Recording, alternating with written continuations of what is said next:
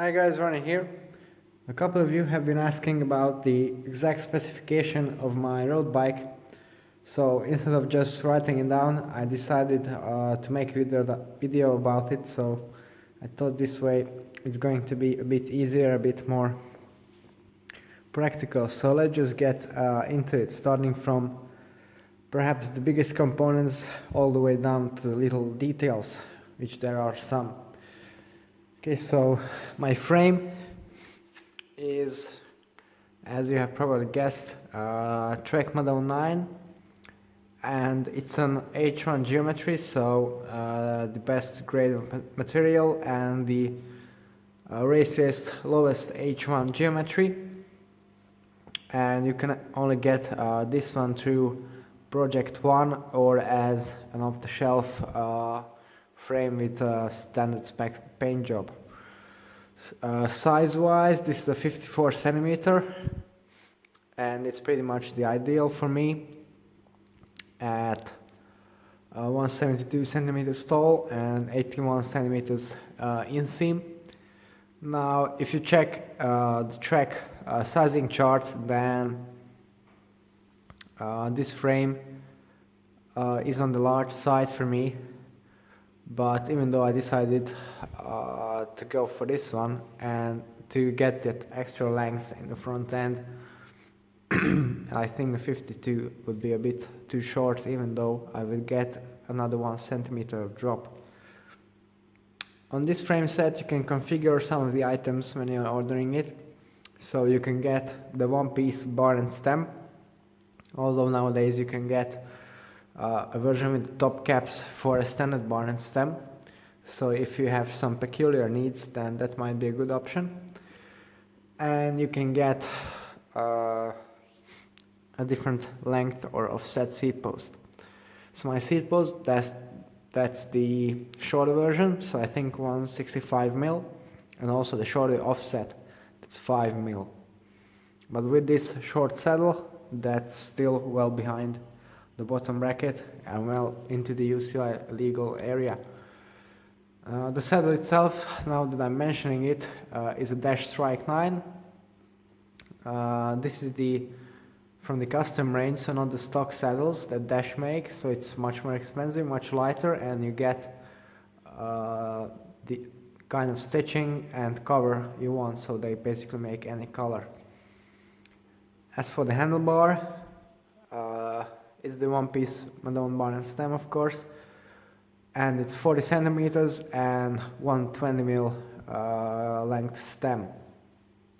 So nowadays I think they make even longer stems, 130, but this is pretty much perfect for me, and I got pretty much completely used to it in the last 70,000 kilometers I've ridden on this bike, so I wouldn't really change that. If you want this exact color, and then it's the crystal white, so it's not just flat white. It's not really visible on camera, but it has some metal flake in it. And the logos are Dnister black. Again, not just plain black, not even completely black, sort of very dark gray, again with some metal flake in it. And the paint scheme is called Team Logos. I think they still make this one, although there have been quite some variations before and after I bought this frame, so it might be different. Okay, so this is pretty much the most important aspect of the bike covered. Then let's skip on to the wheel sets or the wheels. I'm using MV 4.5 clinchers with MV carbon hubs front and rear. On the 4.5s I have skewers that originally come with the Trek Speed concept. I also have one of those bikes, and I don't really use these skewers because I have bolt through aero skewers on there, so these are perfect for the Madone as well. These wheels, the 4.5s, are standard clinchers, and I use Vittoria Corsa G plus 25mm clinches on there with Vittoria latex tubes and a Silca valve extender. Also Silca speed balance kit, front and rear, for getting that extra 1 watt of savings. My other wheel set, also a pair of MVs. These are 7.8s and tubeless ready. Set up tubeless, Schwalbe Pro 1 tires, and the standard valves that come with the wheels. Now I have tried the Silca valves, but they don't really work with these wheels. They're pretty much impossible to set up tubeless unless you use the standard rim tape and valve. Also MV carbon hubs front and rear, a Silca speed balance kit front and rear. Cassette wise, SRAM Red 22 Exodone 1-piece cassette, machined from a single piece of steel, and this is on both wheel sets and in the wide range 1132 option. I really like using that with the combination with a standard 5339 chainring set. Then group set wise, this is the SRAM Red E-Tap wireless group set, electronic of course. It's not really anything uncommon these days. I also use a pair of blips as sprint shifters here in the drops, quite useful. So yeah, complete group set. As you can see, on the rear derailleur, that's not completely standard. I have a ceramic speed oversized pulley wheel system on there with decoated bearings, so top-notch version. The chain is Red 22 again, with a molten speed wax treatment on it. I use that all the time. The cranks also are part of this group set, and they have a Quark D0 power meter in the GXP version, so the GXP spindle, only that one fits in a Trek frame. 130 BCD and SRAM X Glide 5339 chainrings. If you're using a SRAM yaw front derailleur, keep in mind that you only get proper function with yaw chainrings. Otherwise, the shifts are going to be a bit wonky. Despite that, I still use KH Pro chain catcher as some reassurance. I do this because the Trek frame comes with a standard chain catcher, but it's plastic and it's quite wonky, doesn't really work, and I had problems with that, so I changed it for this one, and it's super sturdy, super reliable, so definitely a good upgrade, but quite cheap as well. Then pedals, I use Speedplay Zero titanium pedals. I think they are the best pedals on the market. The Speedplay is super adjustable, super durable, very light. The cleats are awesome and they last for a really long time if you take care of them, so I think the best option. I've already mentioned the saddle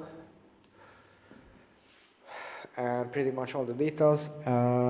As for the bottom bracket, Trek use their proprietary BB19 bottom bracket, which basically means that you get a shell that's 90 millimeters wide, and you get a precision molded bearing braces molded into the carbon frame, no aluminum inserts, and you just pop the bearings right on there. The bearings in this case are ceramic speed coated bearings, and I have had some custom aluminum spacers machined to accept GXP crank. Then bar tape. I really like using the Lizard Skins 2.5mm bar tape, or basically any Lizard Skins tape for that matter. What is a bit different from standard is the way I wrap my aero bars. So if you want to have your bar as efficient as possible, and of course it shouldn't be wrapped all the way, I think that's quite obvious. What I do is I apply a piece of double-sided tape and I start wrapping from here down all the way, so you don't get some nasty glue in there, so you don't mess up your gloves, your hands, you don't spread the glue over here, you just have it pretty secure on there. At the end it's held on by the plug. And then it's also quite good because with one roll you can do basically both sides of your bar. And from the leftover finishing tape I put that on the tops, so this way it's very secure in there, very grippy, and also quite thin, so you can rest your elbows in there like if you were on a time trial bike, and you can just ride it like this. If you buy a Trek Madone frame together with the bar, then you also get some mounts. So this is the standard Garmin mount. You can get plenty of others. Then some minor details. On an integrated bike like this, even though this one has quite neat cable routing, I really recommend going for the highest quality brake and shift cables possible. Of course, shift cables are not present in this case, but I use Jaguar Elite polished cables, which have no coating but they're polished. So these are the highest grade cables you can buy, and they are also the lowest friction, and you don't get problems with the Teflon coating peeling off and clogging the system.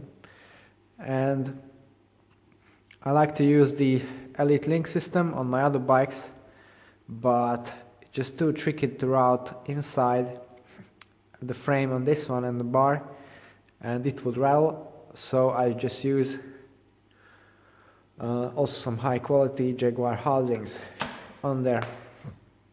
Brake pads, I use the ones supplied with the MV wheels. These actually work very well with the special brake track. Then some other minor details. Bottle cages, these are the Bontrager XXX cages. They are very expensive. They are not all that super light, but they just work. They didn't break, I never got a bottle launch, and they match the frame quite nicely, although by this time they're starting to get a bit yellowish, so that's not ideal, but they just work, so I'm keeping them on. When riding in low visibility conditions, I also use the Bontrager Flare R tail light, which pops on nicely onto the proprietary mount that we have on there. Yeah, I think that's pretty much every component covered. In case I missed something, which I probably have, then don't hesitate to ask in the comments for it. If we talk about build weights, then with the 4.5s we are talking 7.2 kilos.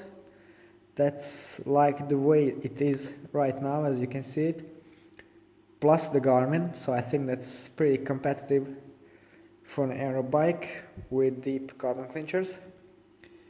But actually it's the 7.8s that are even more surprising. With those, just 7.45, so not that much of a penalty at all. So I think I'm going to use those in most of my races. Okay, so this pretty much sums up the build on this bike. If you like to see a detailed overview of the spec on my cross bike and on my time trial bike, Then keep your eyes peeled for upcoming videos and subscribe to the channel. It's all for today, thanks for watching and see you next time.